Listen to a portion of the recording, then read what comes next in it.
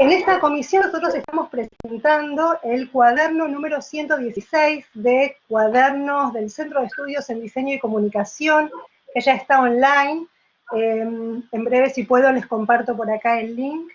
Y en ese contexto, entonces, estamos haciendo las presentaciones de las distintas autoras que presentaron distintos artículos en este cuaderno, y sumamos algunas presentaciones más que se sumaron posteriormente, ya más cerca del coloquio, y nos parecieron pertinentes para poner en diálogo dentro de esta temática que estamos trabajando acá.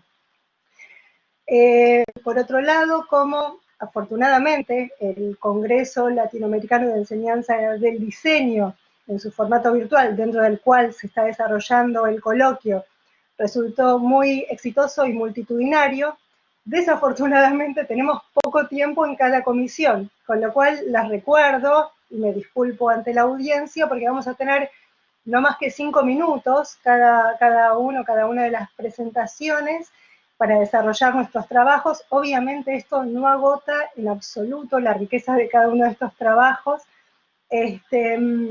Entonces, espero que esto sea una invitación a leer después y profundizar los trabajos en el cuaderno y a esperar las futuras publicaciones de quienes se están presentando acá, pero no participaron aún de nuestros cuadernos.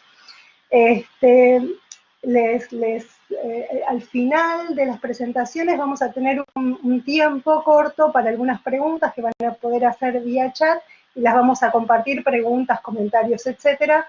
Vamos a tratar de no tener interrupciones a lo largo de la presentación de cada ponente. Por mi parte, solo voy a presentar muy brevemente desde qué perspectivas se está pensando este cuaderno y esta comisión, que en cierta medida engloba como conjunto los distintos trabajos que a la vez son, como corresponde, muy diversos y heterogéneos. El concepto de cultura, uno de los conceptos centrales de esta línea, bueno, no es en absoluto unívoco ni está consensuado. Acá yo lo estoy pensando y se está pensando desde una perspectiva antropológica, como, por ejemplo, diría García Cantini, como el proceso de producción, circulación y consumo de significaciones en la vida real, en la vida social. Entonces estamos pensando en articulaciones de significados a través de los cuales las personas damos sentido a nuestras experiencias. Entonces las culturas, como diría Susan Wright, son procesos activos de construcción y disputas por los significados, por lo tanto son heterogéneas, son dinámicas, son permeables y están atravesadas por relaciones internas y externas de poder. A la vez no podemos pensar en las culturas como una esfera, un adorno o una esfera separada del resto de la vida social, al contrario, como parte de un proceso social total, y es en ese marco de ese proceso social total en el que tiene diversas articulaciones con el campo del diseño.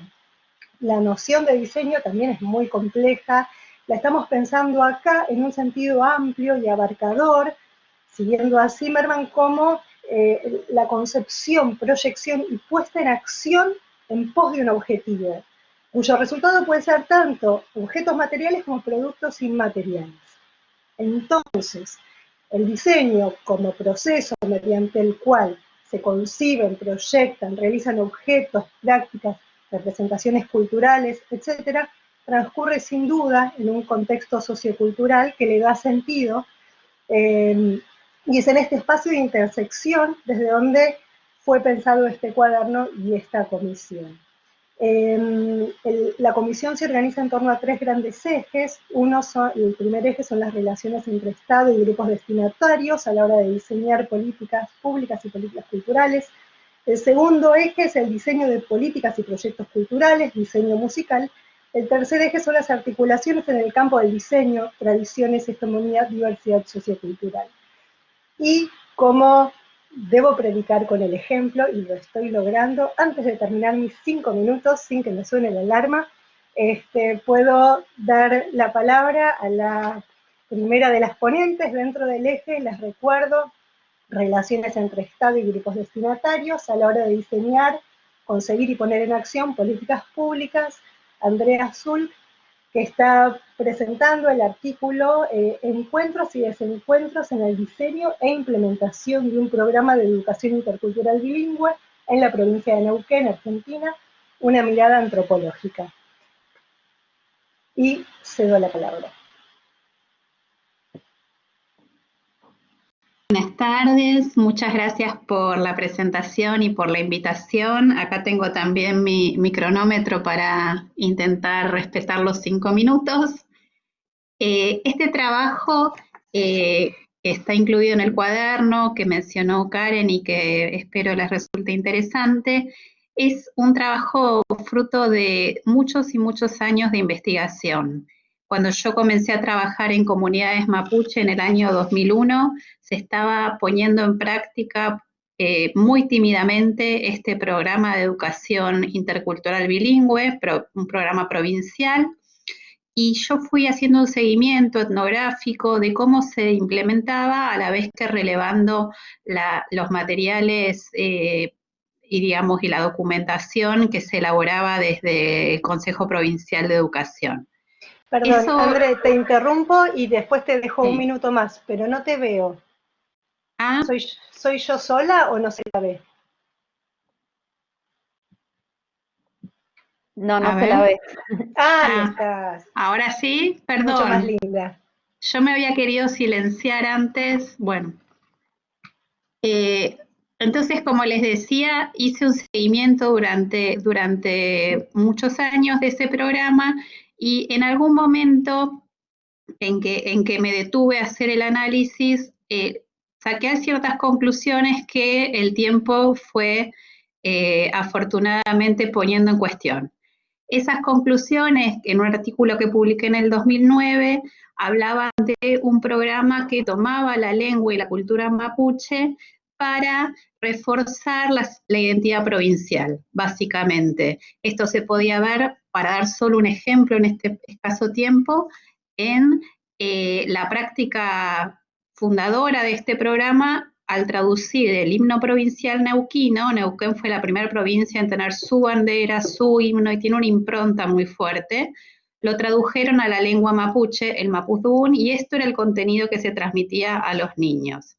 Entonces la cultura mapuche parecía descontextualizada, despolitizada y sobre todo subordinada a la identidad provincial en primer lugar, nacional en segundo lugar, católica en tercer lugar y por último mapuche. Esto a partir del año 2017, fíjense, estamos hablando de mucho tiempo, empezó a mostrar algunas modificaciones que me pareció interesante en este artículo trabajar, porque las había empezado a advertir y no había podido darle forma, ¿no? Y detenerme a entender qué estaba pasando. Hubo por un lado un recambio generacional de esos maestros y maestras mapuche que habían tenido una posición muy endeble en las escuelas, ¿sí? Recibían un subsidio mínimo equivalente a un plan trabajar en ese momento, un plan al desempleo, y esa era la remuneración. Entonces imagínense que estaban devaluados también entre los otros docentes, ¿no? Que ni siquiera los veían como docentes. Entonces, ante el recambio generacional por la jubilación de esos viejos maestros y maestras y la inserción en esos lugares de jóvenes que han tenido una formación diferente ya al calor de todos los reclamos y las disputas y la política cultural mapuche, que viene discutiendo muchas cosas en la provincia, tienen ahí organizaciones y comunidades muy, muy activas. Entonces, estos maestros y maestras muestran otro tipo de trabajo en lo cotidiano. Entonces, si bien la política no se ha logrado transformarla a nivel de su formulación y diseño, sí en la práctica veo interesantes transformaciones en cuanto al abordaje de la lengua y la cultura mapuche como algo válido, como algo interesante para los niños, como algo que logra realmente involucrar a chicos y chicas de una manera mucho más vivencial, menos enciclopédica, ¿no? Como en vez de listas de palabras, por ejemplo, trabajan con instrumentos musicales, con que los niños investiguen la historia de sus familias, con algo más y que involucra a las personas desde sus subjetividades y que pone como valorada positivamente la pertenencia mapuche.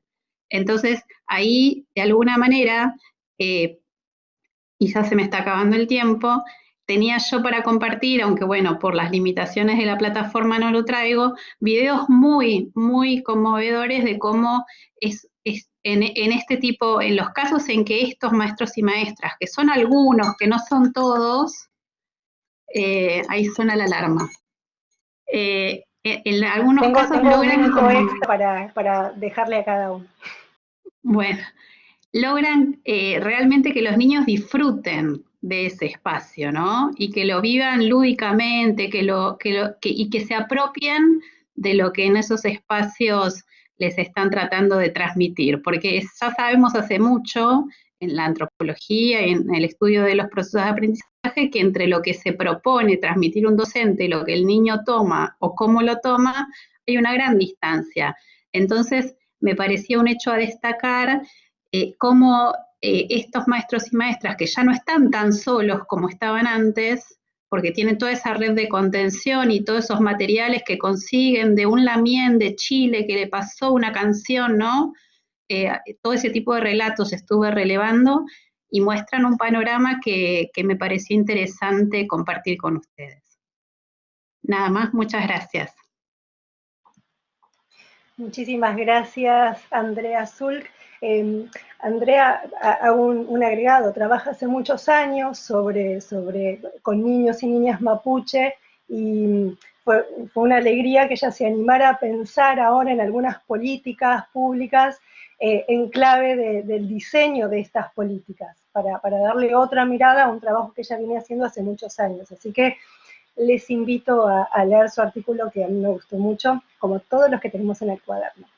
Y ahora invito a hablar a Valeria Saponera Spinetta, con el artículo que se llama El aporte de los y las músicos y músicas locales en el diseño de políticas culturales en el Partido de Avellaneda, años 2017-2018. Y no te veo, Vale. Ni te escucho. Se le acaba de ir la conexión. Ahí estás. Ahí estoy. Medio bajito el volumen. Ahí me escuchas mejor. ¿Otra vez? Ahí, hola. Hola, hola. ¿No? ¿No se escuchan? Se escucha muy bajo, díganme si soy solo yo, ¿no? Pero te escucho muy bajita.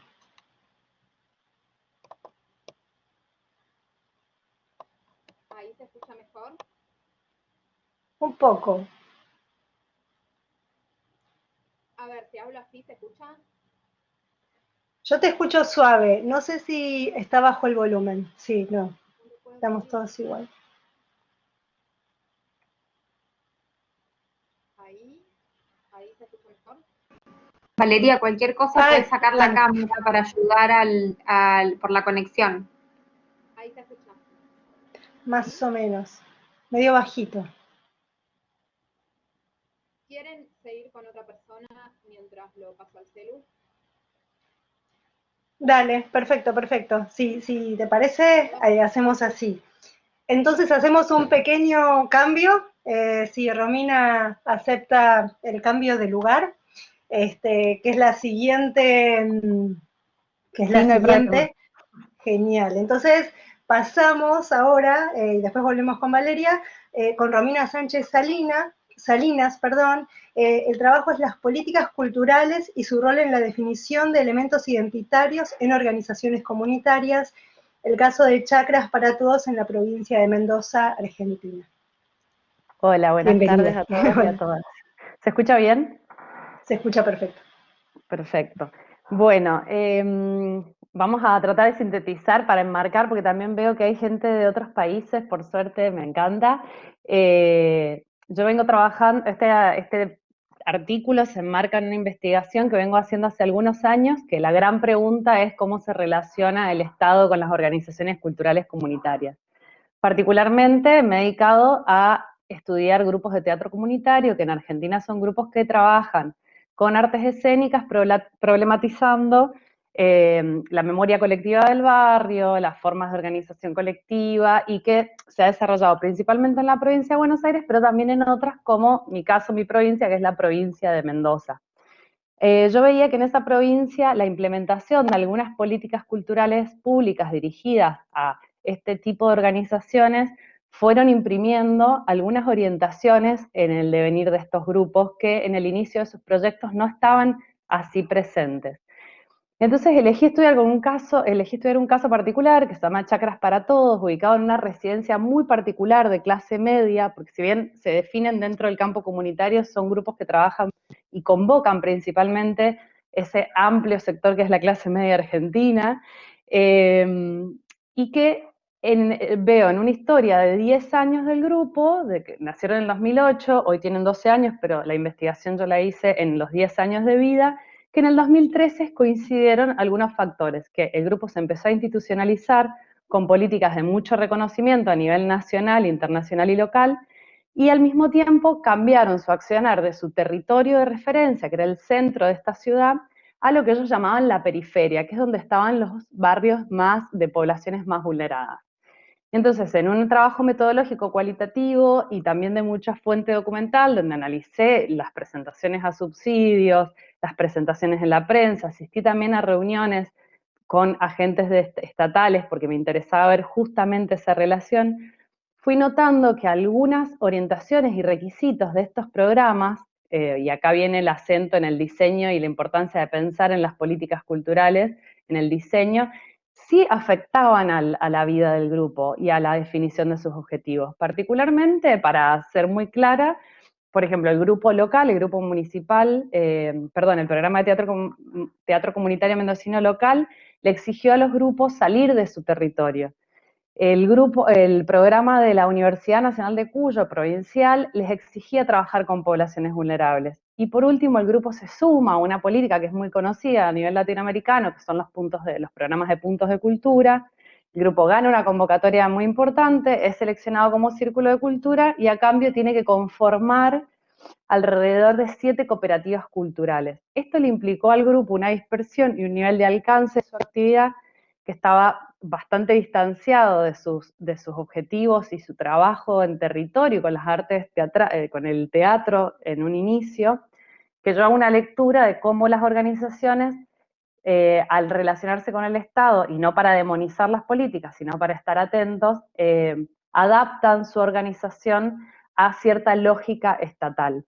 Entonces, desde una perspectiva dual, desde donde yo miro al Estado y las organizaciones, tratando, como decía antes, de no poner una connotación ni negativa ni positiva en ninguno de los dos campos, creo que la pregunta a la que invita este trabajo es a pensar ahora, así como este trabajo responde cómo puede ser afectada la capilaridad de una organización a partir de una política pública, cómo y cuándo las políticas públicas absorben las demandas y las identificaciones de estas organizaciones que están muy bien organizadas en redes y que también le demandan al Estado su participación en las políticas.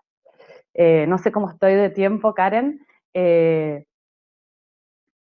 Me queda un minuto, perfecto. Bueno, entonces me gustaría aclarar, porque no lo dije al principio y me parece fundamental, a veces un estudio de caso parece algo muy limitado, pero la importancia para mí es tratar de ver de que aparecieron en el campo de las políticas culturales, este sector de lo comunitario en los últimos 5 o 10 años viene creciendo, viene encontrando una voz, y estos subsidios, estos programas han sido conquistas de las redes de este sector, la Red Latinoamericana de Arte y Transformación Social, la Red de Teatro Comunitario Local, redes provinciales. Entonces, remarco la importancia de ir a mirar a cómo se configuran estos repertorios, estas identificaciones en esos espacios, para también entender después cómo se piensan y cómo son traducidas en las políticas públicas de cultura.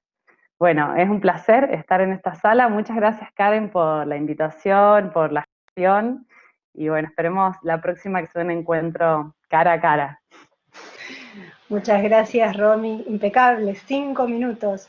Yo les voy a confesar que hay un minutito extra, pero si les digo que tenemos 6 minutos, después todos nos vamos a 8 minutos, entonces me pongo, pero venimos como muy disciplinarias todas hasta acá. Creo que ya se pudo volver a sumar Valeria. A ver si ahora la podemos escuchar bien, a ver si la veo. Sí, ahí está. A ver, vale, si te veo, vuelvo a presentarte, mientras, a ver si te vemos por ahí. No, pero no, me parece que perdió la conexión. Vamos a hacer así, seguimos avanzando y después cuando Valeria pueda volver a conectarse con video y audio, le damos el lugar donde venga. Así que entonces, si están de acuerdo, vamos a iniciar el segundo eje, que es diseños de políticas y proyectos culturales, diseño musical. Perdón, ahí se sumó nuevamente Valeria. No, vamos a dejarla que se sume tranquila y avanzamos. Entonces pasamos al segundo eje, diseños de políticas y proyectos culturales, diseño musical.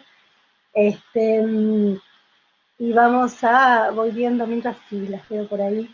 La próxima ponencia, la próxima presentación que tenemos es la de Candela Barriach, con el artículo llamado Organizaciones Sociales y Diseños de Políticas Culturales, Trayectorias Institucionales y Representaciones en torno a 2 proyectos musicales con jóvenes de sectores populares en un barrio de La Plata, Buenos Aires. Así que, Cande, si estás por ahí, sí, Hola. funciona. Hola, ¿cómo va? Bueno, es tan raro esto. Bueno, el artículo se enmarca en un proyecto doctoral que estoy llevando adelante, donde me propongo analizar los procesos de producción musical juveniles en sectores populares en un barrio de La Plata. Y como una primera de ese trabajo de campo, lo que hice fue hacer un rastreo con los focos de producción musical, y ahí encontré que las organizaciones sociales son significativas en los relatos juveniles para hablar sobre sus experiencias de producción musical. Entonces, las preguntas como que surgieron a partir como de este hallazgo, esta primera aproximación al campo, es cómo logran desarrollar estas organizaciones sociales los proyectos musicales, bueno, qué dispositivos usan, qué estrategias se ponen en marcha, y ahí el diseño, bueno, en parte el diseño, y qué imaginarios circulan sobre las producciones musicales y sobre el ser joven del sector popular. En particular, me centré en 2 grupos musicales. Uno es un taller de música que se desarrolla en un centro juvenil, que es el 2009, y que a su vez ese centro juvenil pertenece a una organización social mayor, que llamaré a lo largo del artículo Casa Carlos. Y el segundo proyecto musical es una orquesta que se desarrolla también en una casa de día, que esa casa de día se crea en el 2015, y también pertenece a una organización mayor que se llama Casa Alba. Entonces, en el trabajo lo organizo en 2 grandes apartados. En el primero se desarrolla una descripción de las organizaciones sociales, donde se llevan a cabo los proyectos musicales, las trayectorias institucionales y los objetivos que se proponen. Y a grandes rasgos, como encuentro que tienen estas 2 organizaciones sociales como varios puntos en común. Bueno, en primer lugar, es los momentos en los cuales emergen estas organizaciones, que es a partir de la década del 80, y bueno, que tienen impronta católica y peronista, ambas organizaciones, y que ambas también están compuestas por distintos centros de día, distintas como casas, distintos que se especializan, unas de trabajo con bebés, otras con niños, otras adolescentes. Y también hay un hogar o también tienen como esos dispositivos de intervención que son impulsados por personas que se convirtieron en referentes institucionales y que con el correr del tiempo también esos referentes cobraron relevancia como a nivel local, regional, nacional, tanto política como mediáticamente.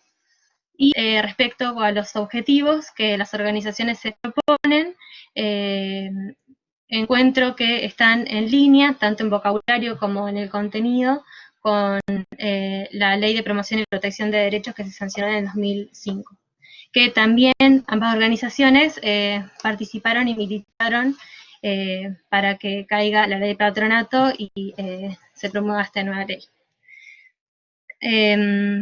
Bueno, una de las cosas que encontré como en ese primer apartado, una de las breves conclusiones, fue que la puesta en marcha del trabajo con jóvenes y el desarrollo de proyectos musicales juveniles fue teniendo lugar en momentos en que la cultura era conceptualizada como derecho, o sea, los proyectos musicales, y la juventud como problema.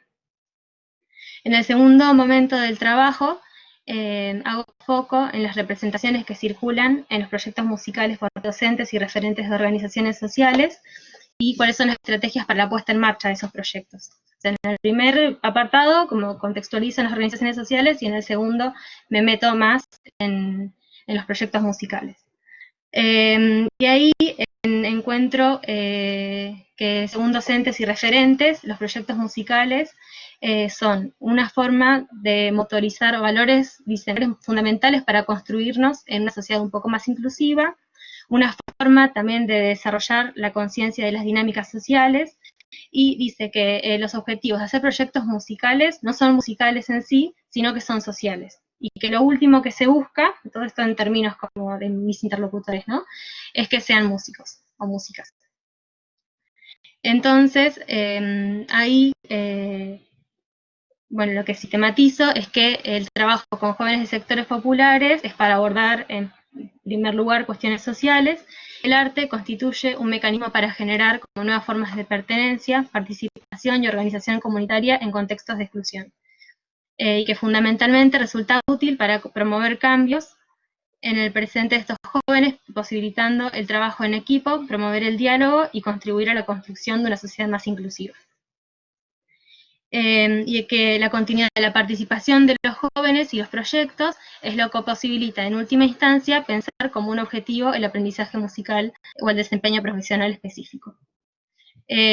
Bueno, cuando preguntaba sobre cómo se organizaban para desarrollar estas tareas, ahí habían dos cosas que me parecieron como importantes de mencionar. Uno, respecto a las lógicas de funcionamiento, también prima como la lógica asamblearia, si bien hay como distintos coordinadores y coordinadoras, como es esa lógica y forma de organización que se presenta. Y en segundo lugar, se hace también, se mencionó como bastante énfasis cómo son las estrategias para conseguir los recursos. Y ahí se sistematicé estas estrategias que me iban diciendo que iban desarrollando para conseguir los recursos en tres formas. Uno es que por fondos independientes, otro, que ese es, por ejemplo, el trabajo voluntario, préstamos, donaciones, como también van teniendo, se van conociendo en los territorios, la misma gente, por ejemplo, hace donaciones o préstamos, o, bueno, etcétera. El segundo punto es la articulación con programas del Estado, y el tercer punto es los convenios internacionales. El alcance de las actividades está relacionado con la posibilidad de conseguir estos recursos, y esto implica el trabajo voluntario o la baja renta, esto como los baches y parches, digamos, que los interlocutores también encuentran y que, bueno, que encontramos juntamente en las conversaciones. Bueno, uno es el trabajo voluntario o la baja renta. Bueno, la búsqueda que tiene que haber una persona que esté permanentemente buscando los recursos, programas, tener conocimiento de dónde buscar, dónde, qué cosas, estar inscrito como asociación civil, y por último se menciona la importancia de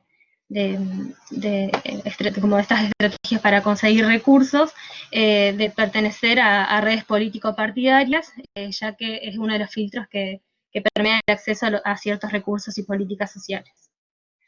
Bueno, entonces, bueno, para cerrar, como una de las conclusiones que veo, es que los objetivos y expectativas de los proyectos musicales están alineados con los de las organizaciones sociales, tanto los docentes de música como de la orquesta esperan que la práctica musical promueva que las y los jóvenes participantes tengan un aprendizaje para el trabajo en grupo, transmitir valores, fomentar la escucha, promover la inclusión, haciendo énfasis en el impacto social.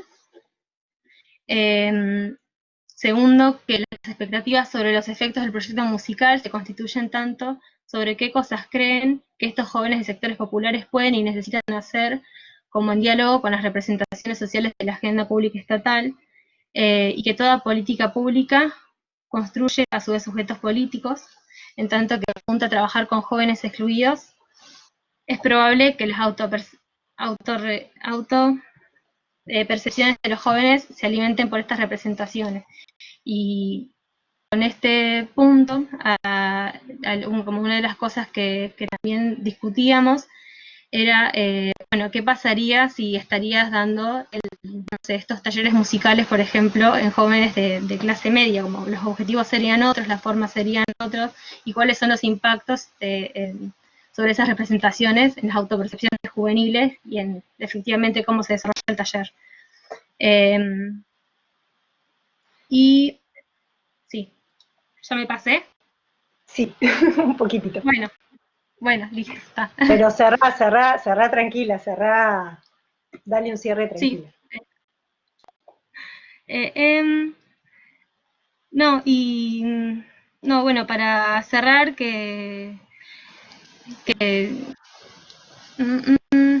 bueno, que lo importante que es la formalización del trabajo en las organizaciones sociales, eso por un lado, porque esa inversión diferencial es una forma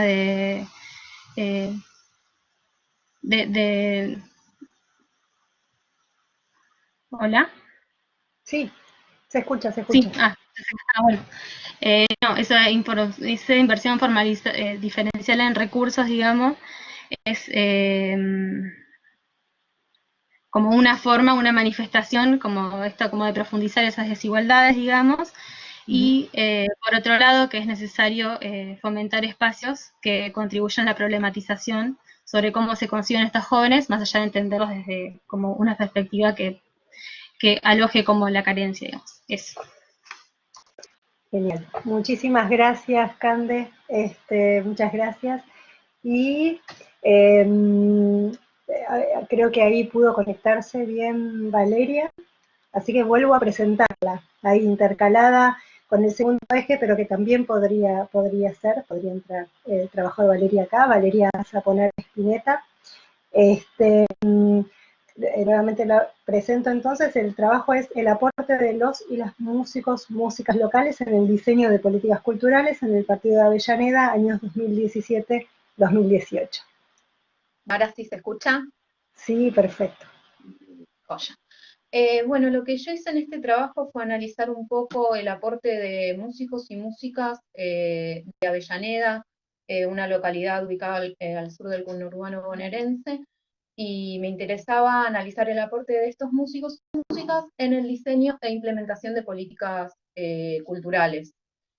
Realicé entonces un trabajo de campo con observación participada, entrevisté a diferentes actores y demás, y básicamente lo que me interesó fue analizar lo que fue el primer foro de cultura.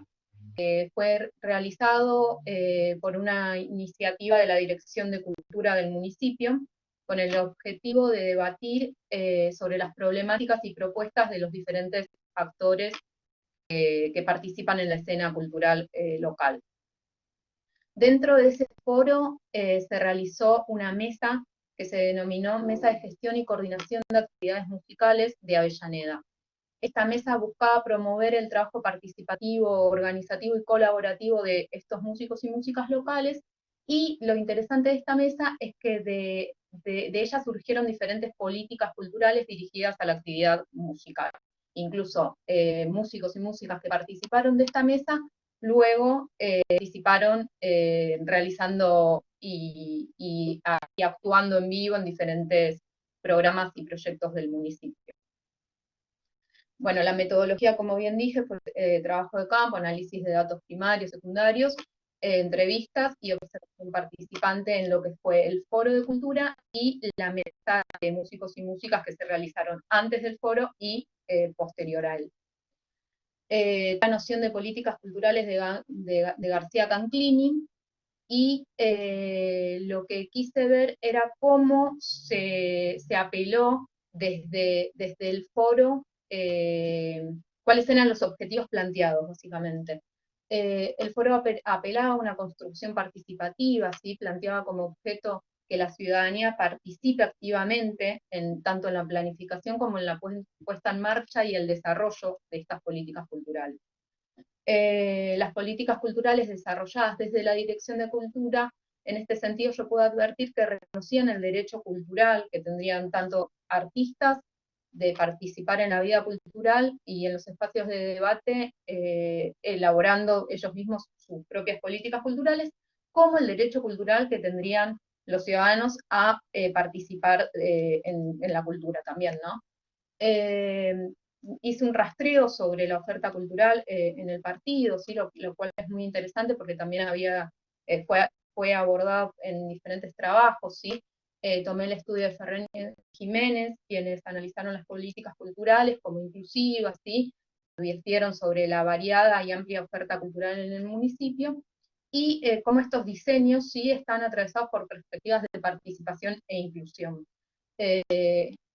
También retomé lo que es el Teatro Roma, diferentes entidades de cultura, de educación cultural formal y no formal, y los 8 institutos de arte que hay en el municipio. También me interesó destacar el programa Punto Cultural, que ofrece talleres de forma descentralizada en los barrios, con el objetivo de democratizar el acceso a la cultura y favorecer la inclusión. En el ámbito de la música también señalé diferentes programas y proyectos, ¿sí? Las diferentes fechas en los espacios públicos y municipales, la radio municipal, el estudio de grabación público y gratuito que se fundó en el 2012. Y bueno, volviendo y retomando un poco el tema del foro, se había difundido con la consigna de integrar todos estos recursos municipales y todas estas políticas culturales y de potenciar las voces de los diferentes actores, en pos de garantizar los derechos culturales. Entonces el foro fue un espacio de discusión, debate, reflexión sobre la actualidad, para realizar políticas culturales enfocadas en esta comunidad y que tengan en cuenta las demandas de la población. Participaron 500 artistas organizados en 15 mesas, y una de esas mesas fue, como bien dije, la de músicos y músicas. Esta mesa buscó cumplir 3 objetivos: detectar problemáticas, articular todos estos espacios y propuestas, y dignificar la tarea de los músicos, fortaleciendo también la organización y sus relaciones entre ellos y ellas. A pesar también de que el foro fue multitudinario, ¿no? Como bien dije hace un rato, más allá de este espacio, esta mesa no logró mantener la convocatoria y la participación de los artistas, ¿no? Como bien dije, fueron 3 instancias de participación: los encuentros previos al foro, donde se pautaron los ejes a tratar durante el foro, y los encuentros posteriores, que básicamente tuvieron carácter informativo y de organización para cubrir todas estas propuestas que se realizaron post-foro. La incidencia de la mesa en la elaboración y desarrollo de las políticas culturales, básicamente yo pude analizar diferentes cuestiones. Los artistas y las artistas que participaron en esta mesa fueron ocupando diferentes espacios durante el año 2017. Tocaron en vivo en diferentes lugares, en diferentes actos, en diferentes festivales, peñas, muestras de talleres de los puntos culturales, y a través de esta mesa lo que se hizo es sumar a los y las artistas que participaron, ampliar la convocatoria a quienes no participaron del foro, y tratar de armar un listado de músicos, que todavía eso no se pudo realizar. Por otro lado, la Dirección de Cultura proveyó logística, técnica de difusión y la posibilidad de pasar la gorra en los eventos municipales. Esto hacía que los y las artistas que participen puedan llevarse una recaudación por brindar un recital, si bien no había un pago, ¿no?, como un caché y demás. Me interesaron básicamente, una de las actividades que más me llamó la atención fue el veredazo, que fue una actividad musical que se articuló luego del foro, y este programa habilitaba diferentes lugares de la vía pública para que el artista y la artista pueda realizar su intervención en formato callejero. Y se pueda llevar, obviamente, un dinero a cambio de eso. Esto me llamó la atención porque en este mismo momento que se estaba dando este proyecto en Avellaneda, en Capital Federal estaba persiguiendo e intentando criminalizar a los artistas callejeros. Los programas articulados por la Dirección General, que también incidieron en la música, fue también Área X, que fue un predio donde tocaron bandas, y también los carnavales oficiales con esta misma lógica. Se contrataba una banda convocante y se contrataban a músicos y músicas locales para que teloneen. A esas bandas se les pagaba un caché. Y ahí sí se incorporó la demanda más expresada por los artistas, que era esto, tocar en vivo y generar recursos económicos, ¿no?, más allá de pasar la gorra y demás. Ahora sí, resumo y articulo todo esto. Yo lo que pude advertir con todas estas cuestiones es que la política cultural diseñada desde la Dirección de Cultura toma en cuenta esta situación socioeconómica actual, ¿no?, y la falta de posibilidades para generar ingresos de muchos y muchas músicas, y estos programas reconocen el derecho cultural que tienen los artistas de generar incluso recursos y que tendrían los espectadores de acceder a la cultura.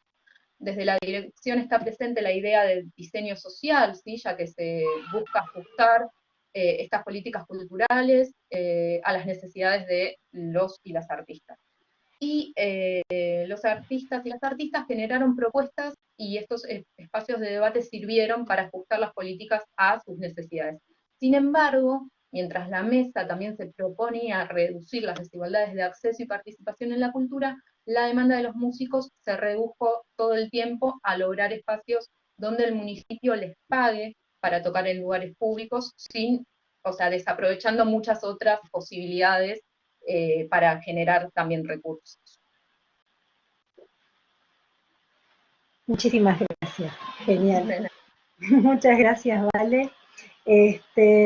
Ahora, antes de darle la palabra a Elsie, hago un comentario, hago extensivo un comentario que hice con respecto a Andrea Zulk, que me parece que se puede ampliar a muchas de las investigadoras que están acá, y recordando, digamos, somos varias investigadoras que vienen trabajando, hablo en femenino porque el hombre que tenemos viene del campo del diseño, que tenemos en esta comisión. Muchas de las investigadoras, especialmente varias de las que están presentando artículos en el cuaderno, vienen de otras áreas, como yo, antropología, sociología, gestión cultural, y entonces en ese sentido, trayectorias largas de investigación, bueno, distintas, algunas más largas, otras más cortas, pero en general son varias trayectorias que llevan bastante tiempo y trabajos muy profundos en investigación sobre temas específicos. Yo las fui invitando a pensar en clave de diseño, desde esta perspectiva amplia que les decía antes, ¿no? Como la concepción, la proyección, la realización de objetos, representaciones, prácticas culturales. Entonces, en este sentido, agradezco, digamos, el esfuerzo y el interés por pensar en otra clave, fuera de la que venían pensando, que me parece que aporta mucho también para otras ciencias sociales, pensar en clave del diseño desde el cual se están generando, proyectando, poniendo en práctica distintas representaciones culturales. lo digo con respecto a las presentaciones que hubo hasta acá y a las presentaciones que vienen también. Hay algunas que vienen ya del campo del diseño, con otra experiencia en este universo teórico. Así que bueno, gracias, y ahora invito a la ponencia de Elsa Martínez Quintana, cuyo trabajo se llama Rediseño de la investigación en el campo cultural. Sí, ahí está Elsa. Hola, ¿me escuchan? Se escucha. Listo. Bueno, buenas tardes. Gracias por compartir con nosotras. Bueno, el trabajo que hago, que abordo es precisamente el rediseño de la investigación en el campo cultural, y en el artículo es bastante más detallado que esta presentación escueta que voy a hacer, y ahí digamos que remarco la necesidad de rediseñar el proyecto de investigación una vez ya comenzado el trabajo de campo. Para ello tomo mi experiencia de investigación en mi tesis de grado y licenciatura en gestión cultural. Y tomo, mi tema fue la interculturalidad a través de la música, y elegí como caso la orquesta El Dote Musical, que funciona en Villa Inflamable, partido de Avellaneda, y que se desprendía del entonces programa de coros y orquestas infantiles y juveniles del Bicentenario. Y elegí esa población precisamente porque había datos que indicaban que había una numerosa población migrante instalada en ese barrio.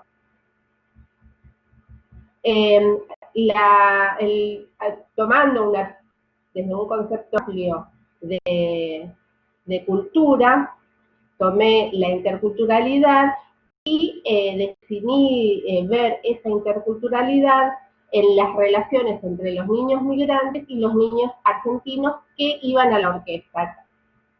Algo que olvidé mencionar, también elegí este barrio porque había niños migrantes que iban a la orquesta. Ese dato también lo obtuve. Retomando a cómo yo iba a ver la interculturalidad dentro de la orquesta, también estos grupos de niños, los migrantes y los niños argentinos, y su vinculación con los docentes. Y además, indagué en las trayectorias previas musicales de esos niños y en el repertorio de la orquesta. Desde una metodología cualitativa empleé el método etnográfico con observación participante y entrevistas semiestructuradas. Y bueno, comencé mi trabajo de campo. Cuando comienzo mi trabajo de campo, pude verificar que los datos que había obtenido habían variado. Ya no había menor cantidad de niños migrantes que concurrían a la orquesta, a pesar de que en el barrio sí seguía creciendo y sí había población migrante. Bueno, entonces, luego de analizar varias alternativas, decidí seguir trabajando en esa orquesta porque había otras cuestiones que me parecían interesantes que sí se lograban, y decidí incorporar otras herramientas metodológicas que me ayudaran a avanzar con mi investigación. Además de esta variación en la población de niños migrantes en la orquesta, también lo que cambió fue el gobierno nacional, que veníamos de un gobierno nacional que había implementado este tipo de políticas públicas, políticas sociales, y pasábamos a un gobierno nacional con una mirada de mínima intervención del Estado en las relaciones sociales. Entonces, si bien ese no era mi objetivo en la investigación, me pareció interesante poder dar cuenta de cómo ese modelo de Estado incidía en la gestión de las políticas públicas, específicamente en las políticas culturales. Entonces, decidí extender mi trabajo de campo por un año más. Bueno, allí hubo como varias modificaciones, las que enumero bien en el artículo, entre ellas el plantel docente al no renovarse el contrato renunció, quedaron 2 docentes del director de orquesta, cambió la coordinadora, los chicos, había bastante rotación de los niños, había cada vez más niños que se ve que tenían en la orquesta, o encontraban en la orquesta una contención. En conclusión, este trabajo para mí demostró, por un lado, la necesidad de rediseñar el proyecto teniendo en cuenta los contextos cambiantes de los mismos. Me refiero tanto a la población con la que yo pensaba trabajar como al contexto político, económico y social en el que se desarrollaba la orquesta. Y también, por otro lado, reveló que las políticas públicas también necesitan reelaborarse de acuerdo con el territorio particular donde se implementan. En el caso específico de la orquesta Villa Inflamable, por ejemplo, no se tiene este programa, no tuvo en cuenta su dimensión multicultural ni las problemáticas ambientales que allí existen. Finalmente, bueno, creo que la aplicación de un rediseño de proyectos en diálogo con el campo abre un camino para salir de una gestión centralizada que tanto se habla ahora, de una gestión participativa, donde los integrantes de estas comunidades también tengan voz y votos y también se conviertan en protagonistas y sean sujetos de derechos y puedan también ejercer su ciudadanía en los diversos aspectos. Genial, muchísimas gracias. Bien, muchísimas gracias, Elsie. Y entonces ahora le damos la palabra al hombre presente en esta comisión, Pablo Andrés Jaramillo, y el trabajo que él está presentando es el carácter descriptivo de la música étnica dentro de la narrativa del cine ecuatoriano. Karen, ¿cómo están? Buenas tardes con todos. No sé si me escuchan y se ve. Se escucha y se ve bien. Perfecto, buenas tardes. Gracias por la invitación. Un poco lo que les quería comentar en base al proyecto y a lo que estoy analizando con respecto a la música dentro del cine. Si bien no es un ambiente nuevo, no es un ambiente en el que ya no se ha indagado, mi carácter se centra más en comprender y ver esas descripciones que se producen a través de la música y sobre todo la música étnica. ¿Por qué? De acuerdo a David Neumeyer, que es un investigador que un poco toma el tema de la música y cómo son sus relaciones, se construyen las relaciones con el cine, él establecía en un ejemplo a 5 tipos o caracterizaciones que involucran a la música dentro de este arte y este contexto. Él los denomina como los 5 binarios. Y esos 5 binarios nos sirven como herramientas de análisis para lograr interpretar y de alguna manera, vernos inmersos en cómo se construye el relato.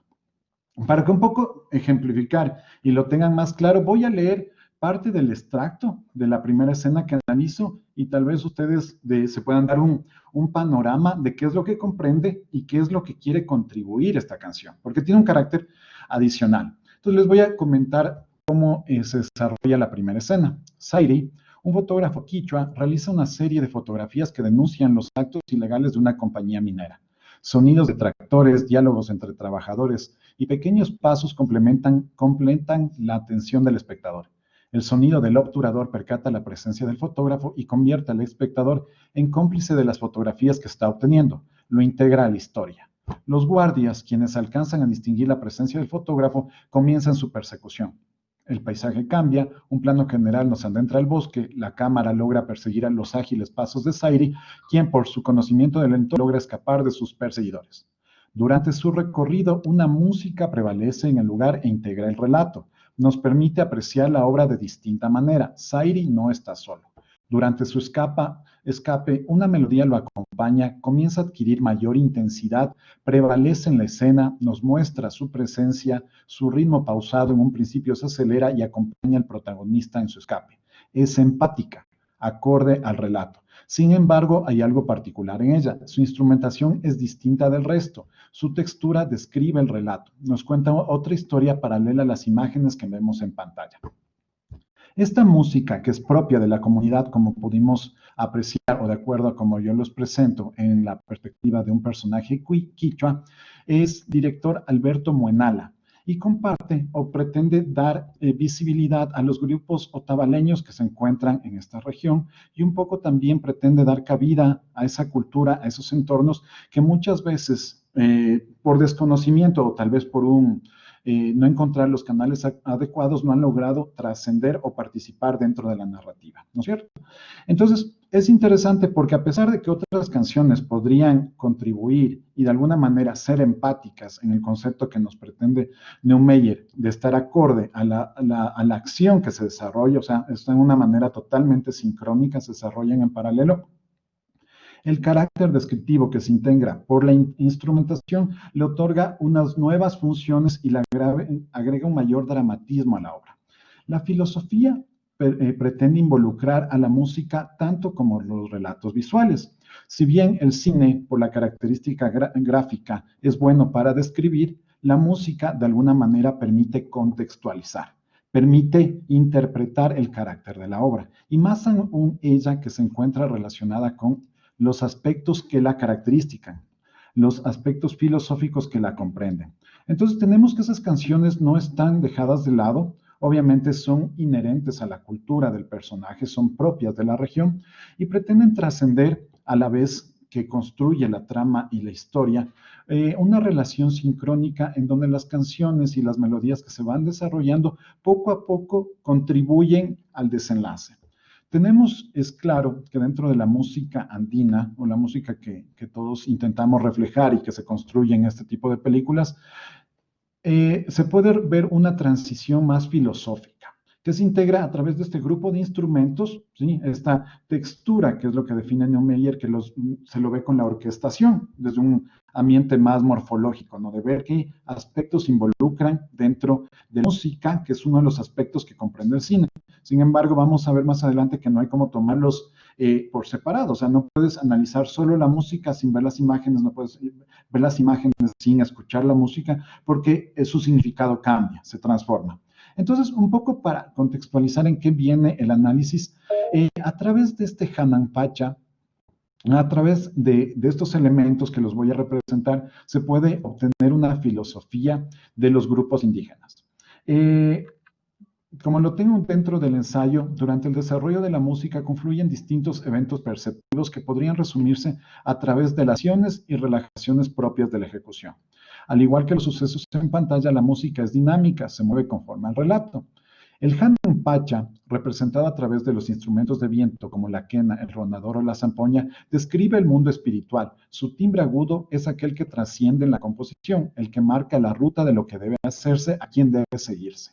Entonces, al igual que es algo perceptivo, que de alguna manera los espectadores, entre más tengan conocimiento, podrían de alguna manera descifrar ese carácter de la obra, pero por lo general nosotros nos vemos como espectadores cómplices de ese relato. El Hanan Pacha va viviendo otros sucesos que cumplen en pantalla. Entonces, la quena más marca esas tensiones, ¿sí? Sin resolver a ningún acorde tonal o nota tonal, un poco de aquí que han hablado de temas musicales podrían entenderlo un poco mejor, para adquirir esa estabilidad. La música, o en ese aspecto de los vientos, nos deja etéreos, nos deja inconstantes porque hay algo que no ha logrado resolverse. Entonces, en esta primera escena, ese carácter descriptivo del Hanan Pacha, que es un aspecto filosófico, que en ningún relato o en ninguna parte de la película puede verse a través de la voz o de la propia dicción, que podría ejemplificar de mejor manera y decirnos de una más explícita lo que se está construyendo, a través de los sonidos nos refleja ese carácter descriptivo, nos permite entender o comprender o seguir, a pesar de que no lo podamos apreciar, pero sí lo podemos captar, cómo se van desenvolviendo esas notas, esas frecuencias, esas melodías. El segundo aspecto que contempla este tipo de estructuras es el caipacha, que se construye en base a los instrumentos de cuerda que da cabida a la continuidad de la acción, a los acordes que acompañan la melodía y marcan la relación entre la continuidad y la tensión que debe liberarse para alcanzar un estado mayor, lo que la melodía pretende llegar a cumplir. Entonces, en la melodía, que es un contexto así, que acompaña la imagen, o sea, vemos varios elementos que interactúan dentro de la misma escena, hay un aspecto que es continuo, que es constante, que intenta representar esa eterna lucha del cuerpo etéreo. No sé cuánto tengo de tiempo, pues todavía estamos bien. No, pero tenés un minutito si querés y concluimos. Con esto concluyo.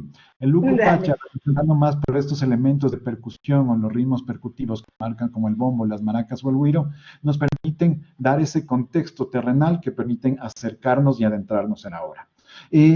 Como pretendo describir, o sea, la música no es dejada de lado, y al igual que han dicho miles de autores como Sean, que es un aspecto importante o uno de los grandes referentes que toma de análisis la música dentro de la realización cinematográfica, contribuyen a dar un significado adicional a lo que puede construirse y a lo que puede interpretar incluso el mismo director, que muchas veces deja de lado, o sea, no pretendo decir que este director en este caso dejó de lado, pero muchas veces dejan de lado ese carácter descriptivo y pretenden simplemente acoplar al relato. Entonces la música, y al igual que los ejes narrativos que suceden en pantalla, se acoplan a través de un relato filosófico, un relato que se encuentra relacionado con la textura, que se ejemplifica con la instrumentación que cumplen este tipo de melodías.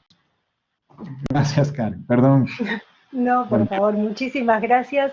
Este es es alguno de los, muy interesante el trabajo, y es alguno de los pocos trabajos que no están incluidos en el cuaderno, simplemente porque llegaron después de que ya estuviera en la cocina el cuaderno, así que esperamos poder tener publicaciones futuras incorporando este tipo de miradas, que es un aporte distinto y muy interesante para este campo de articulaciones. Así que muchas gracias. Y ahora le damos la palabra. Creo que tenemos solo una de las dos ponentes. Hasta la mañana una de ellas estaba sin luz, así que creo que solo Eugenia Mantilla va a poder hablar en nombre del trabajo que está presentando ella junto con Verónica Talelis, que se llama Los coros infantiles y juveniles en el Gran Buenos Aires, reflexiones en torno a los cambios de las políticas culturales en la gestión pública. Su palabra. Bien. ¿Qué tal? Buenas tardes. ¿Se me ve? ¿Se me escucha? Se te ve y se te escucha bien. Perfecto. Bueno, sí, mi compañera está sin luz todavía, no pudo, está sin internet, por ende, así que bueno, voy a presentar el trabajo en nombre de las dos. Nosotras venimos este trabajo es un trabajo interdisciplinario, nosotras estamos trabajando, Verónica Talelis es antropóloga y yo soy docente de música y además soy directora de coros y orquestas infantiles y juveniles, y es un artículo que nosotras vamos a presentar que está enmarcado dentro de una investigación de un programa del proyecto UNDAPSIT, radicado en la Universidad Nacional de Avellaneda, en el que venimos trabajando haciendo el relevamiento de coros desde el 2016 al 2018. Vamos a tomar como caso los coros del Gran Buenos Aires de Capital Federal, perdón, y primer cordón del conurbano bonaerense. Lo que nosotros nos planteamos como objetivos, en primer lugar, son 3 objetivos. Uno es mapear un complejo escenario de estas propuestas en Gran Buenos Aires en el momento de una transición de gestión gubernamental. A finales del 2015 cambia el gobierno en sus 3 niveles, nacional, provincial y municipal. Entonces, ese cambio de diseño de gestión es el que básicamente queremos mapear. En segundo lugar, reflexionar sobre algunos aspectos que se vislumbran en las claves de disputas de sentidos del hacer implicados en las direcciones que toman estos diseños de políticas culturales en cada gestión. Y como tercer objetivo fue contribuir con un documento inicial que posibilitara los futuros análisis en esta área que registramos como muy poco explorada para estas propuestas. Vamos a mencionar nuestro caso de investigación y la metodología trabajada en este artículo. Para esto usamos un rastreo que abarca el Gran Buenos Aires y tomamos aquellos coros de gestión estatal. Si bien esto voy a hacer una aclaración porque hay un montón de coros que tienen, que se autoascriben como de inclusión social, pero específicamente para este rastreo pensamos en los de gestión estatal, que articulan la formación musical a partir de la práctica coral con la inclusión social. El rastreo identifica el escenario existente desde el 2016 al 2018 y por ende se muestran comparativamente los coros que funcionaban en cada año, reparando en los cambios de articulaciones o si continuaran funcionando o no.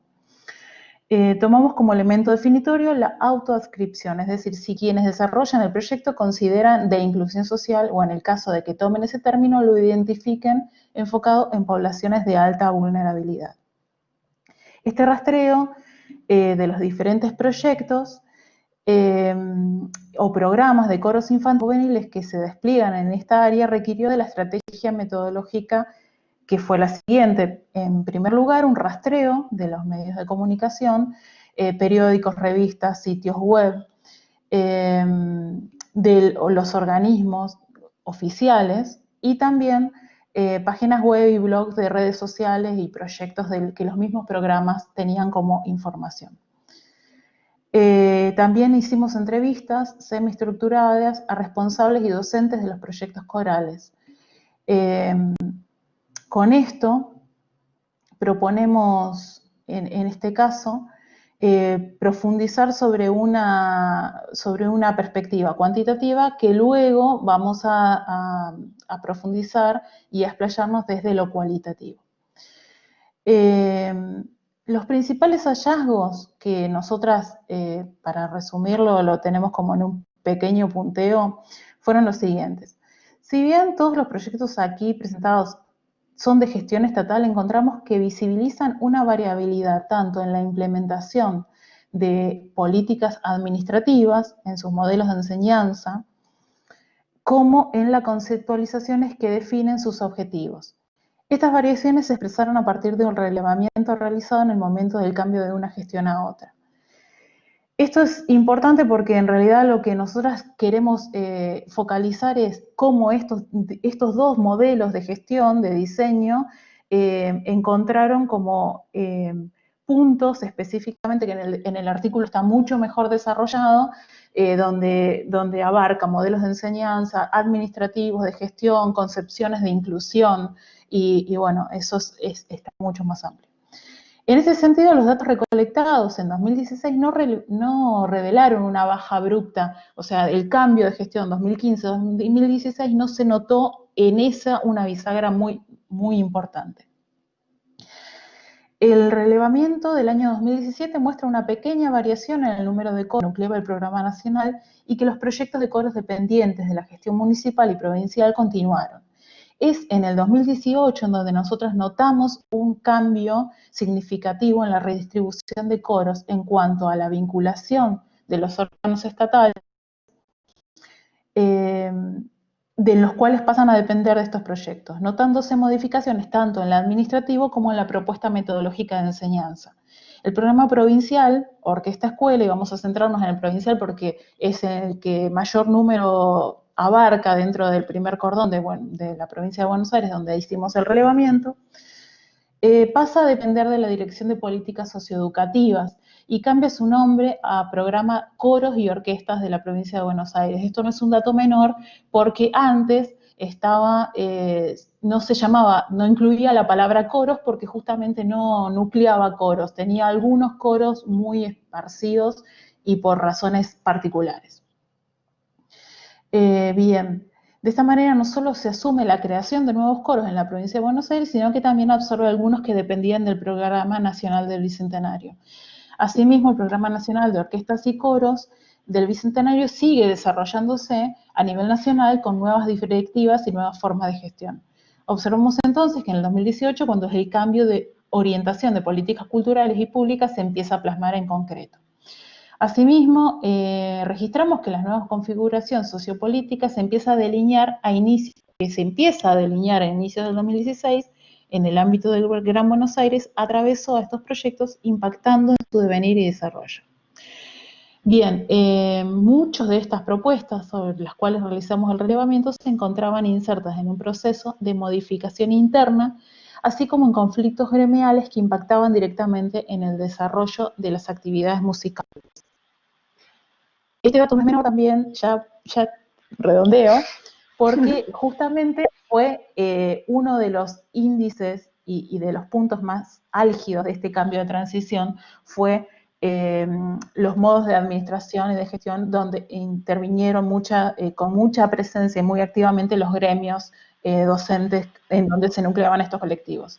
Voy a las reflexiones. En realidad, nosotras en este primer apartado lo que vamos a hacer es observar que podemos afirmar que estas diversidades expuestas de los proyectos, los diversos actores y articulaciones posibilitaron tanto revalorizar diferentes expresiones musicales como dar cuenta de un entramado complejo que pone en práctica los diseños de políticas culturales en el marco de una gestión pública. Genial. Muchísimas gracias, Euge. Me apoyé, bueno, menos mal que lo tenía escrito. Es muy difícil. Yo me disculpo, me toca, es muy antipático tener que ir pidiendo y el tiempo que tenemos es muy corto, da ganas de escuchar más a cada uno. El tiempo es tirano y estamos en una tiranía. Está bien, muchas gracias. Así que me disculpo por tener que recordar los tiempos y bueno, muchas gracias, Euge. Pido a los coordinadores, a los organizadores del coloquio, que Ximena Izquierdo está pidiendo que la sumen a la lista de los presentadores porque aparece en otro rol como participante y ella es una de las últimas oradoras. Mientras queda esto, bueno, ahí viene, se acaba de sumar, espero, Daniela Larrea Solórzano, quien es la primera ponente, si logra, estaba con dificultades para sumarse de internet, ¿no? Pero ella inicia el último eje, último pero bien poblado, que es un eje, digamos, que trabaja muy fuertemente y desde el diseño, esta articulación entre cultura y diseño. Tenemos articulaciones en el campo del diseño, tradiciones, hegemonía, diversidad cultural, son los temas que están flotando en estos distintos trabajos. Y por suerte Daniela tiene acceso a internet. El trabajo es la reconfiguración de los sistemas de la cultura estética y su influencia en la iconografía de la artesanía Salasaca, parte de una tesis doctoral que defendió hace poco y una muy buena tesis suya. Muchas gracias. No sé si me escuchan ahora, si me pueden confirmar. Se escucha perfecto. Perfecto. Bueno, voy a tratar de ser muy breve porque en realidad estoy teniendo demasiados problemas con la conexión justo en este momento, lamento mucho. Pero bueno, el tema básicamente es una parte de mi tesis doctoral, como lo señaló Karen, y abordo algunos elementos que permitieron la transformación iconográfica de las representaciones visuales de la cultura Salasaca, que es un grupo étnico que se encuentra ubicado en la zona central de los Andes ecuatorianos. Esta reconfiguración se da en el marco de las transformaciones de los sistemas de la cultura estética, es decir, de los campos del arte, la artesanía y el diseño, en el caso ecuatoriano, entre los años 1960 hasta los años 2000.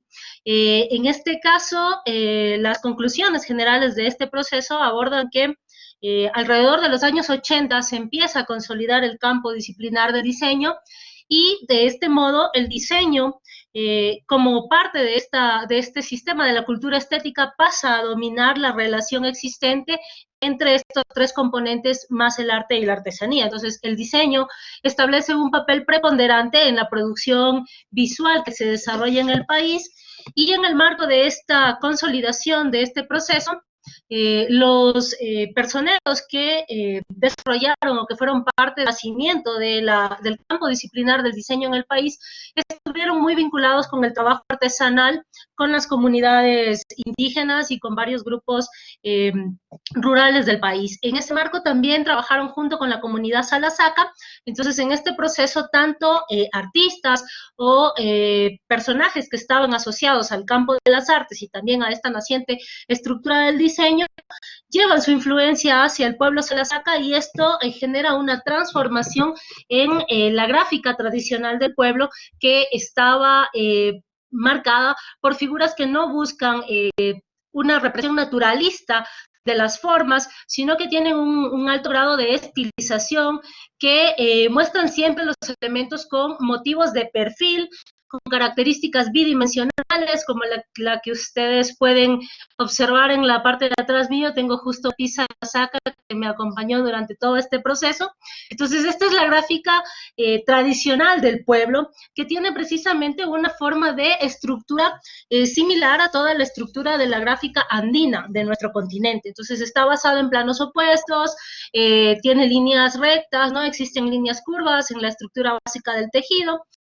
Pero esto cambia alrededor de los años 60, empiezan a haber cada vez mayores modificaciones que se intensifican, sobre todo en los años 80, y la gráfica de este pueblo empieza a incursionar en las corrientes expresionistas, en el arte abstracto, en las estructuras primarias, volviendo al minimalismo, que sobre todo está expresado en el paisaje, que se refleja muchísimo tanto en la línea gráfica como en el cambio cromático, que es sumamente fuerte, que, bueno, lamentablemente ahora no se puede observar, pero a lo largo del recorrido de mi tesis doctoral, que está publicada en la página de la Universidad de Palermo, hay una secuencia de imágenes en las cuales se puede ir observando cómo paulatinamente, en un primer momento, iban generándose unas pocas transformaciones, y en los años 80 hay un cambio drástico, completamente fuerte, en torno a la línea gráfica de este pueblo.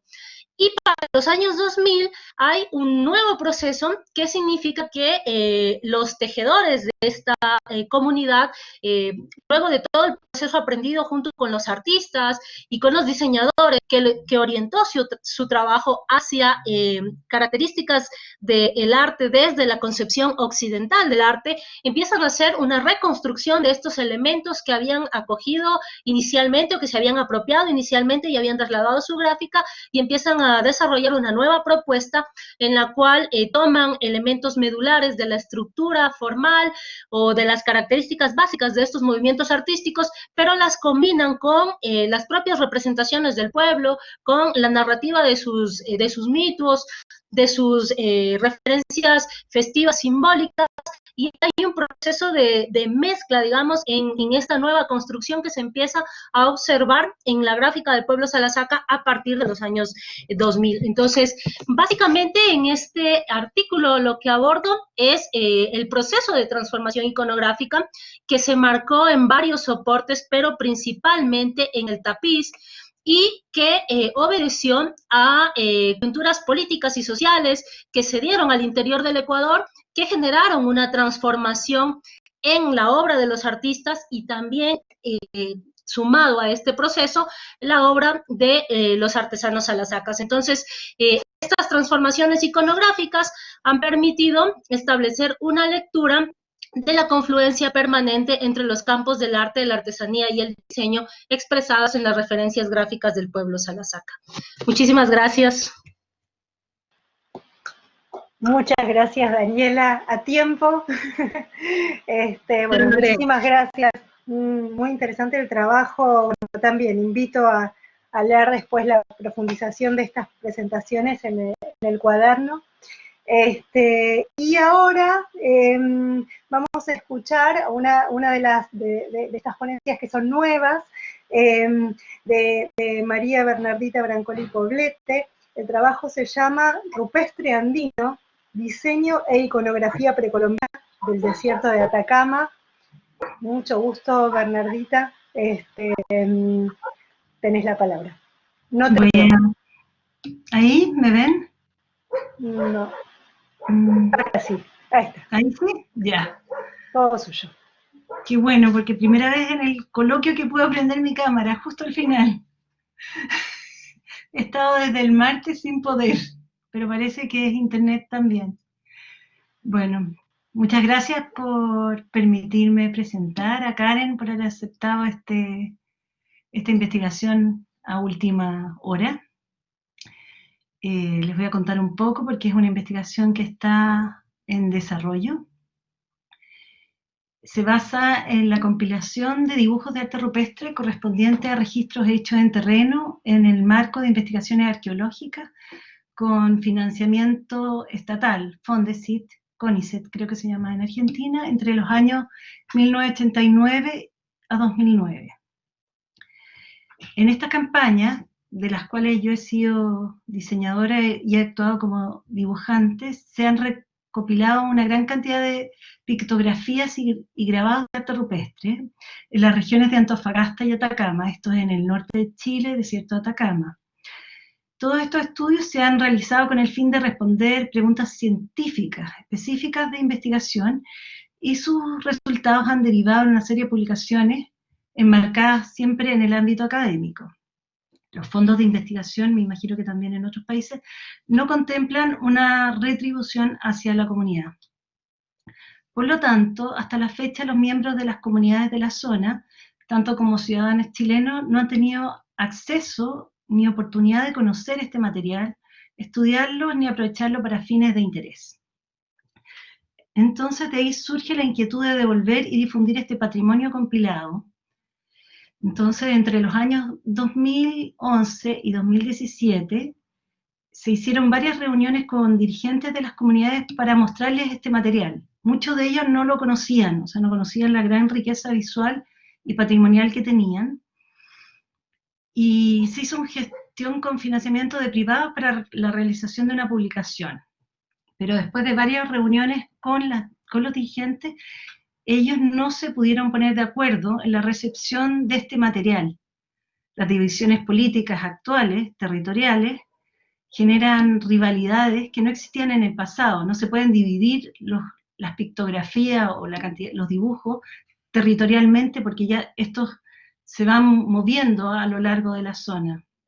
Por lo tanto, los estilos se van comunicando de una zona a otra. Por lo tanto, se hizo una nueva postulación el año 2018, una postulación a fondos cultural, para generar una publicación y generar productos de transferencia hacia las comunidades. Por lo tanto, el objetivo de esta publicación es poner a disposición de la ciudadanía y comunidades de los pueblos originarios los dibujos y motivos de arte rupestre, para favorecer el vínculo con este patrimonio visual a los chilenos, y también para aprovechamiento de actividades turísticas, artesanales, educativas y recreativas. Un poco se cruza como con la presentación de Daniela, que en el fondo hay que generar repertorios visuales para generar materiales de artesanía. La mayoría de este material visual dibujado alberga una gran variedad de figuras antropomorfas, zoomorfas, fitomorfas, escenas de caza y pesca, dibujos geométricos orgánicos, caravanas de llamas que hablan de la riqueza de este patrimonio. Para el desarrollo de este proyecto se contó con acceso directo a las obras rupestres, gracias que yo he sido la dibujante desde el año 1988, hace 30 años empecé cuando estaba en la universidad, liderando equipos de dibujo. Por lo tanto, yo tengo aproximadamente 1500 dibujos de alta calidad estética y de primera fuente. Es importante señalar que todos los dibujos han sido realizados en terreno mediante un proceso de copia del original, no a partir de calco ni ningún tipo de frottage que podrían alterar la obra original. Bueno, durante este proyecto nuevo, también surgen preguntas por qué dibujar en un contexto de tantas tecnologías, o sea, por qué volver a un trabajo tan artesanal en terreno. Después la sensación y la responsabilidad de estar frente a una pintura, o sea, un original que probablemente va a ser reinterpretado por un dibujante y va a generar una nueva obra, o sea, hay una responsabilidad frente a un artista, la decisión del artista anterior, el diálogo entre el diseñador y en la nueva obra que se va a generar. también las dificultades de dibujar en terreno, y la transferencia de este nuevo material a las comunidades y la ciudadanía, porque va a ser una interpretación que pasa por un diseñador, un poco lo que explicaba también Daniela, o sea, hay una mano de un tercero en la transmisión de este nuevo patrimonio. No sé cómo estoy de tiempo, les puedo contar que ¿dónde se dibuja en general en... Un minuto te queda. ¿Me queda un minuto? Uh-huh. Ya, poquito, entonces voy a cerrar. El proceso de dibujo implica haber diseñado un equipamiento para dibujar. Se dibuja en 3 procesos: se levanta primero la línea de la obra o la pictografía, después la mancha de color, cosa de diferenciar y tener respeto frente a la pictografía y la calidad y la conservación de la obra, y después se hace un registro de color y de mediciones de cómo está hecha la obra, qué tipologías de pinceles, etcétera, con el objetivo de tener un mayor material que sea posible, porque yo creo que en los próximos años no creo que se cuente con financiamiento para dibujar, por lo tanto la responsabilidad que se tiene de realizar este tipo de investigaciones es muy alta. Y bueno, en eso estoy trabajando, estoy haciendo una publicación que va a salir ahora a fines de septiembre, y la idea es hacer la transferencia en comunidades después de la pandemia, porque no nos permite movernos. Así que, y la idea es generar una publicación y publicar un artículo con ustedes. Así que muchas gracias a todos. Muchísimas gracias a vos. Así que esperamos que afloje esta situación tan compleja y que puedas ir pronto y podamos ver tu publicación. Muchas gracias.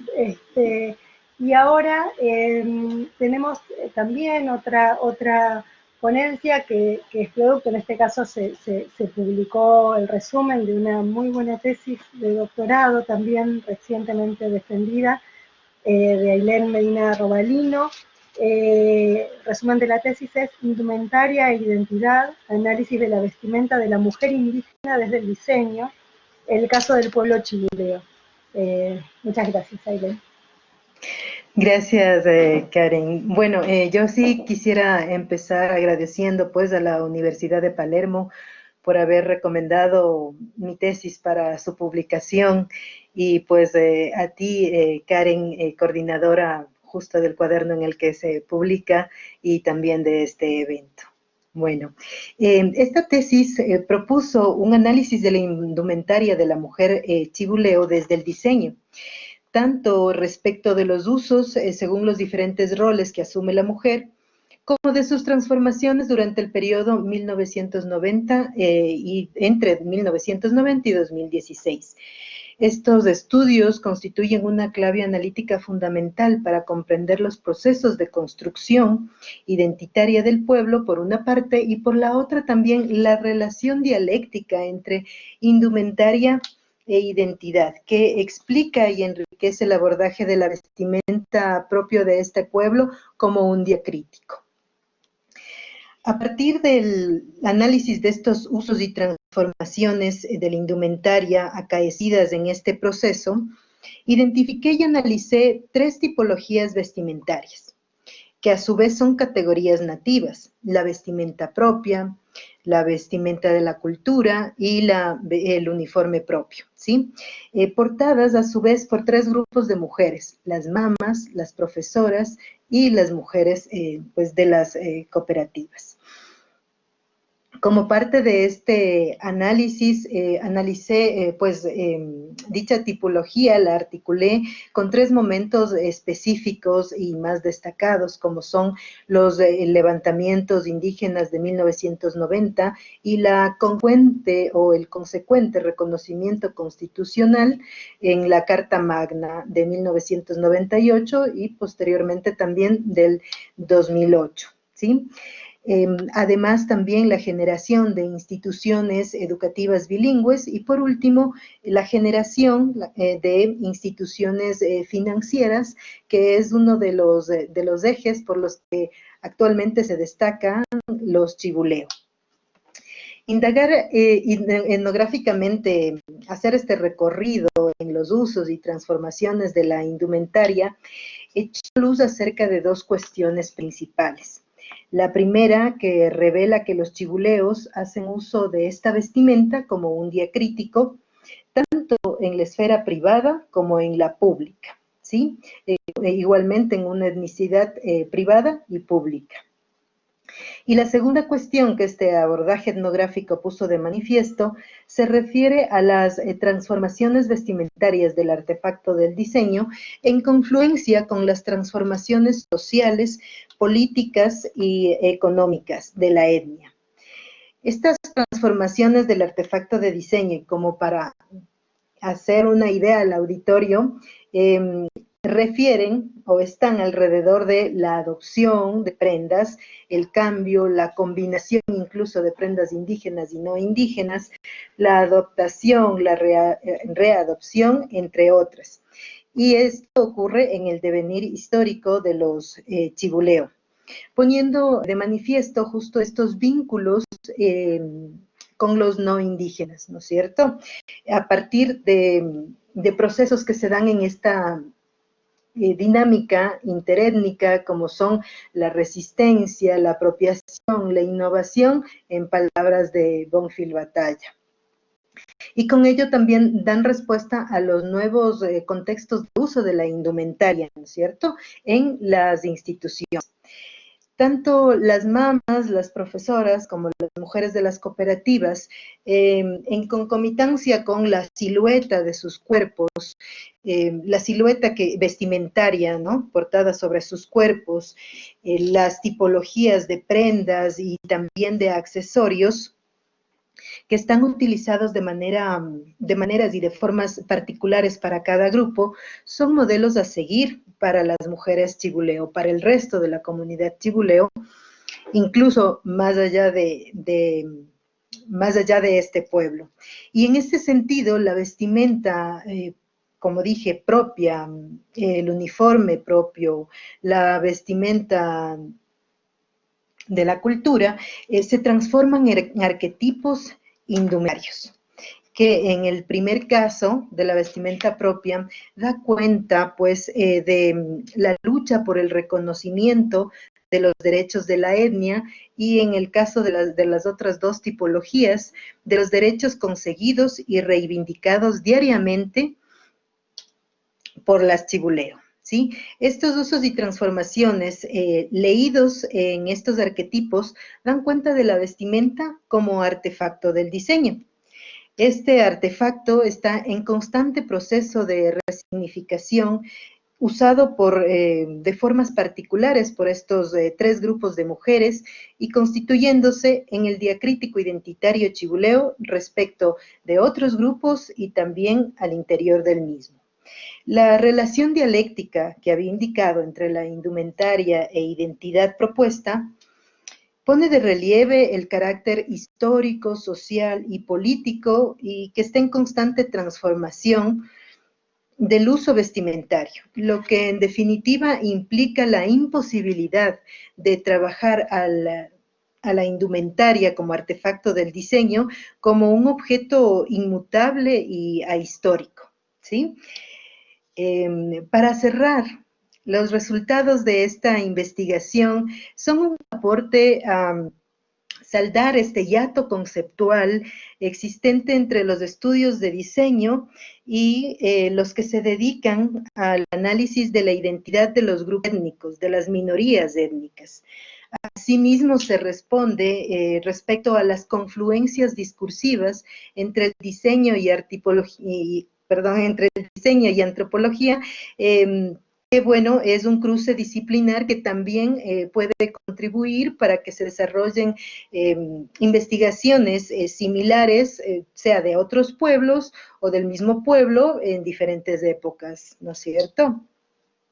Más aún también con la presente investigación se salda el desafío propuesto por Eicher y Roach en cuanto a que es necesario profundizar sobre una teoría del vestido que aporte, que se articule a la comunicación de la identidad. En síntesis, con esta investigación se ha enfatizado en el estudio de la indumentaria indígena como aspecto relevante de las construcciones identitarias.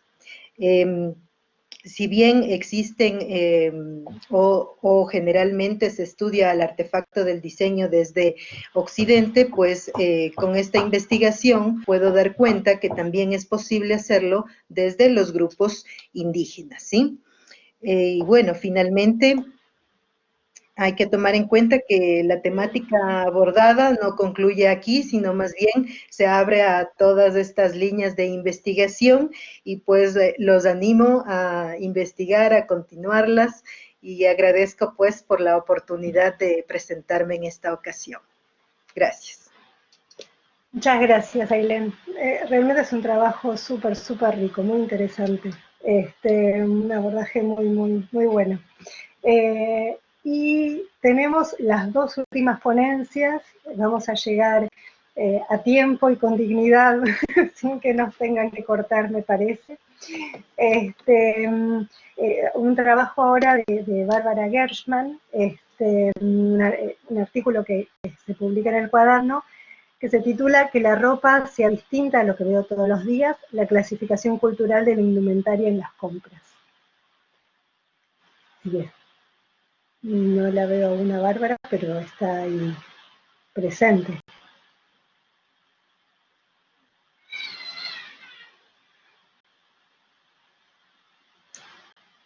Hola, Bárbara.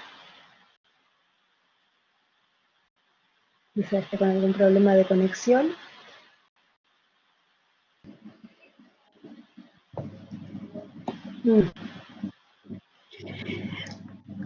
Quisiera, por favor, 20 segundos despedirme porque soy Andrea Zulk, me tengo que ir. Quiero felicitar a todas las investigadoras y investigador que presentaron sus trabajos súper interesantes y gracias por el espacio. Disculpen que tengo que salir.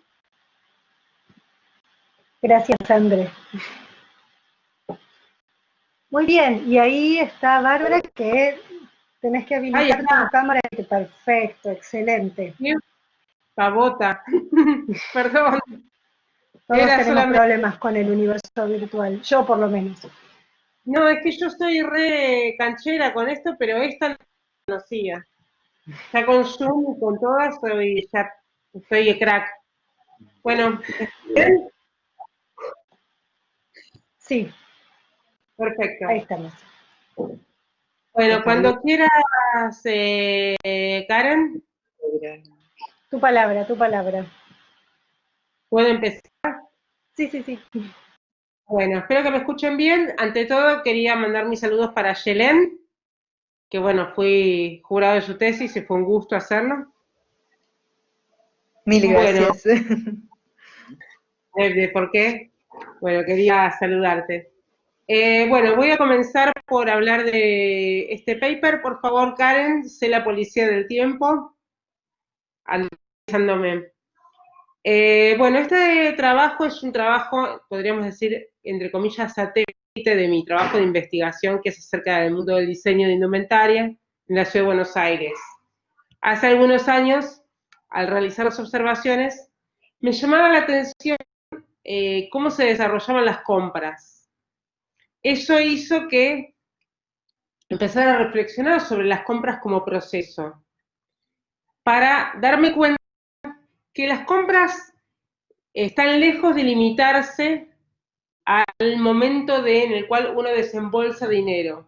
Las compras, a mi humilde forma de ver, constituyen un proceso cultural, en el cual uno emite juicios acerca de las mercancías, pero también emite juicios acerca de uno mismo respecto a las mercancías. Y, contrariamente al sentido común que dice que la compra se termina cuando uno hace plin caja, en realidad la compra puede ser un proceso que por lo menos lo que observé en mi trabajo de campo, que se extiende a lo largo de varios días. ¿Qué quiere decir esto? Uno puede elegir una mercancía, un vestido, puede ser que no después, por entonces este trabajo mío está basado en el trabajo de campo etnográfico que hice a lo largo de varios años. Este trabajo de campo etnográfico implica, en primer lugar, observaciones en locales de venta al público, donde justamente advertí este carácter demorado de la compra, que se extiende a lo largo de varios días. Seguidamente, ¿me ven bien y me escuchan bien? Ahora no se te ve, ¿Ya? pero se te empezó a escuchar bien porque se estaba cortando un poquitito. Bueno, ok. Además, llevé a cabo varias observaciones y en un momento acompañé a una chica a hacer compras a lo largo de la avenida Santa Fe. Asimismo, realicé varias entrevistas a compradoras regulares de indumentaria. ¿Qué es lo que refiere acerca de cuáles fueron las dimensiones más salientes acerca de las compras? Primero, la importancia, la significación, el carácter de que la compra, la ropa que uno quiere sea distinta. Distinta respecto a la moldería, distinta respecto al diseño del elemento que lo diferencien, y sobre todo respecto a la diferencia entre marcas y marcas comerciales, que esto fue bastante relevante en mi trabajo de investigación. Sobre todo, y además, cómo queda la ropa sobre el cuerpo, eso era bastante importante. Cómo calza la ropa sobre el cuerpo y sobre todo el carácter social de la compra. Mucha gente, aunque vaya sola al negocio, Perdón, Bárbara, la interrupción. Tenés la conexión un poco débil, por eso no se ve bien la imagen y se corta un poquito tu presentación. No sé si podés cambiar de lugar donde estés o hacemos lo que podemos en este contexto virtual. ¿No me escuchan nada? Se te escucha un poco cortado. A ver, voy a hacer algo si puedo. Hagamos esto, Karen. Voy a volver a conectarme de nuevo. Sí. Si no te molesta, ¿Puede entonces ser? le voy a dar la palabra a la próxima, a Ximena Izquierdo, a ver si podés reconectar bien, y porque tengo miedo de que se le acorte mucho el tiempo a ella. ¿Está bien? Sí, no tengo problema. ¿Llegaron hasta dónde? Una preguntita, ¿hasta dónde llegaron a escuchar? Se escuchó todo un poco cortado. Por eso, solo para facilitar, si lo ves difícil, podés seguir. Ahora se escucha bien. ¿Ahora se escucha bien? Ah, bueno, Sigamos sigo, entonces ya adelante. termino. Sigamos adelante, entonces. Perdón. Para sintetizar, disculpe.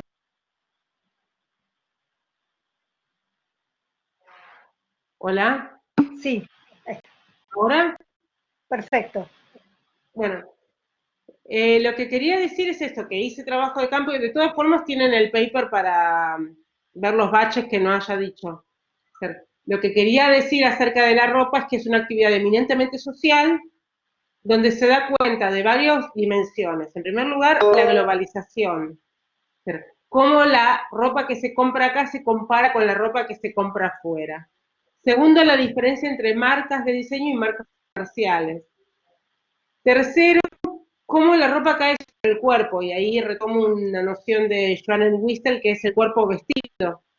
La ropa no se viste en el aire, sino se viste sobre el cuerpo, y uno le evalúa sobre el cuerpo y evalúa en espejo, teniendo en cuenta a otros. Y además que las marcas constituyen, eso es mi planteo, una forma de clasificación sistémica que tenemos en la actualidad. ¿Cómo voy del tiempo? Y ya casi sin tiempo, te diría, para que puedas hacer un cierre. Esta presentación tan accidentada, que bueno, son gajes del oficio de Internet, quería reflexionar y decir que bueno, que este trabajo también adquiriría bastante relevancia en el contexto actual, donde la compra virtual convive con la compra presencial, y uno no sabe cuál va a ser las aristas de esta articulación, ¿no? Bueno, Lo lamento. muchísimas gracias. No, perdón, además por las corridas y por lo perfeccionista. Yo te interrumpí porque quería escucharte bien. Estuvo medio cortado en el medio, pero se entendió y nuevamente invito a todos y a todas a leer el artículo de Bárbara. Y por último, pero no por falta de mérito, tenemos el trabajo de Ximena Izquierdo y Magdalena Balacey, un trabajo también recientemente incorporado, entonces no está en el cuaderno, que se llama Educación y Cultura en el ámbito del diseño. Y tenés la palabra, Ximena. Hola a todos, ¿me veo? Se te ve y se te escucha bien. Ah, perfecto, ya. Gracias por la invitación a este coloquio, me gusta mucho estar presente, aunque sea a distancia en este momento.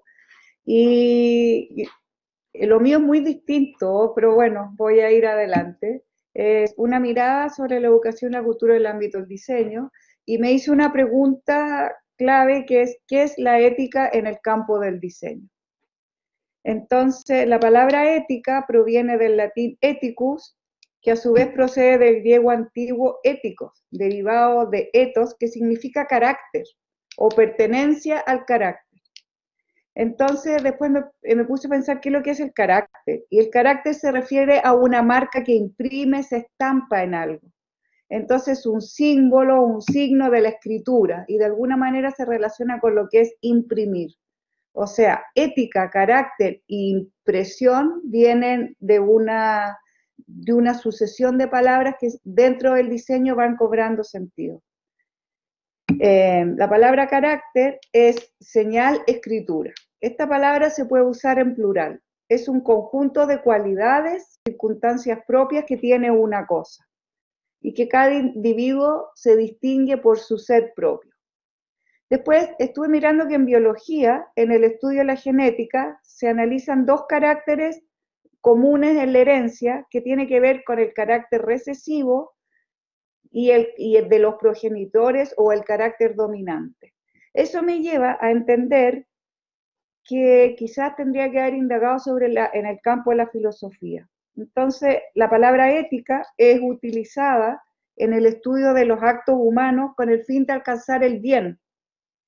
Se inscribe en la filosofía como reflexión, en la ciencia como la búsqueda del deber y en el arte como la contemplación. En la ética de Aristóteles identifica la ética como la finalidad suprema de la felicidad individual y colectiva.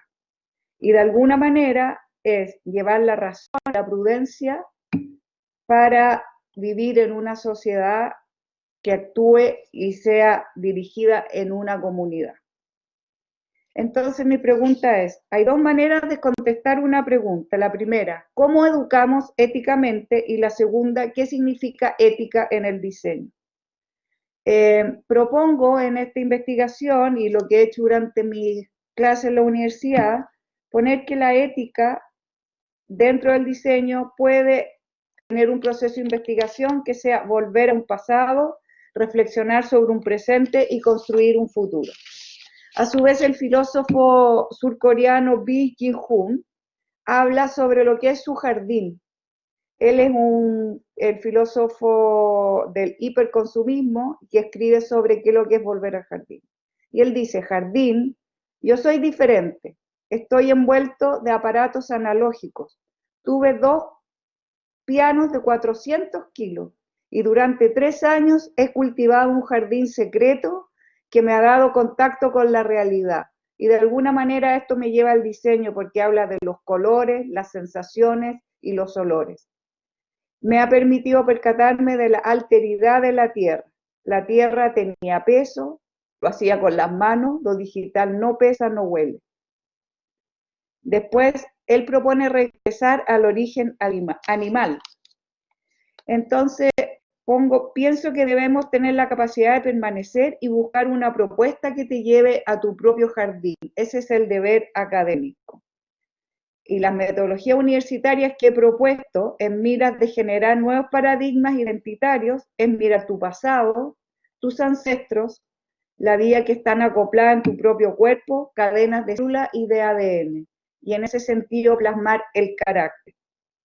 que el ADN tiene como función guardar información.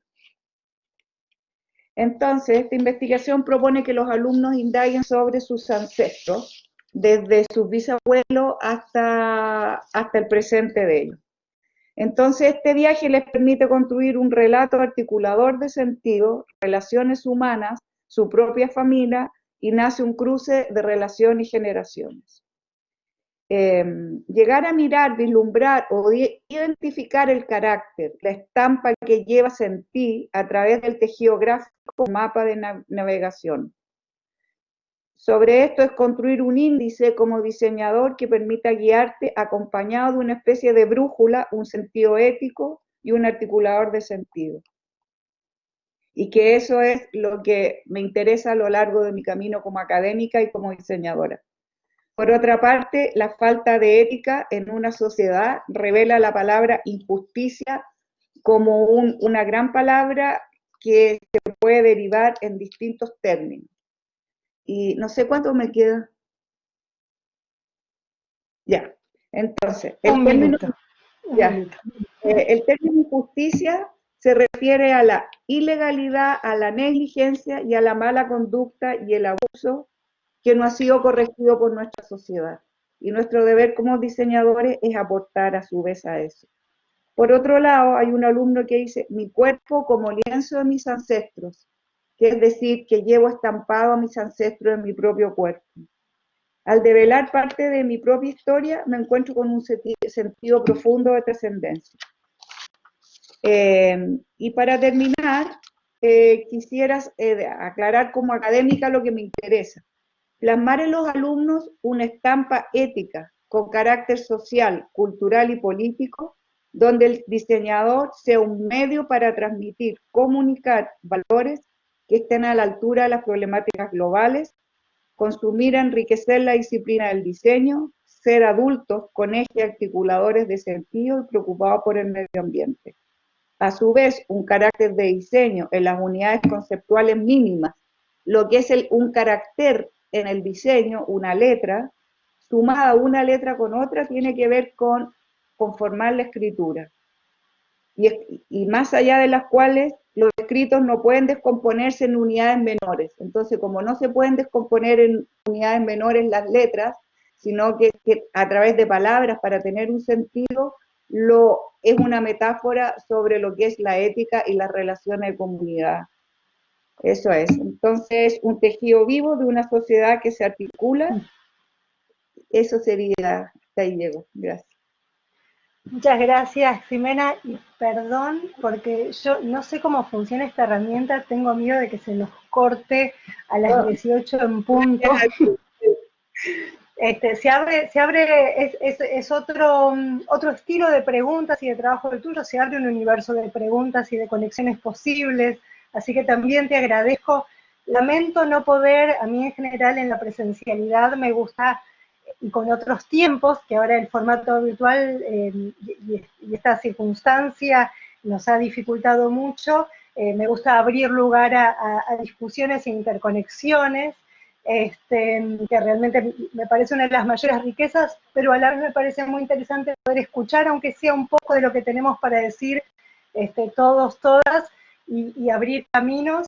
Les agradezco a ustedes, a los y a las ponentes, agradezco a los coordinadores del coloquio y a toda la organización de la Universidad de Palermo, que realmente se puso al hombro poder resolver una situación complicada y poder sostener de todas maneras estos espacios de encuentro que para mí son muy valiosos todos los años.